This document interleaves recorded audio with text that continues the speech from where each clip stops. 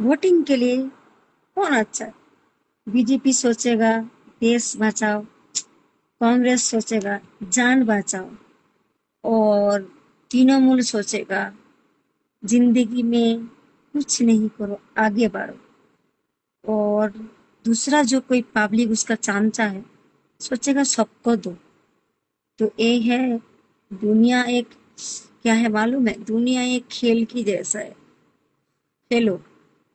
पर मैं चाहूंगी बीजेपी को वोट देने के लिए कि माने बीजेपी है तो देश स्वाधीन अच्छे से हो। अगर कांग्रेस है फिर खाना मिलेगा, खाना भी चाहिए। अगर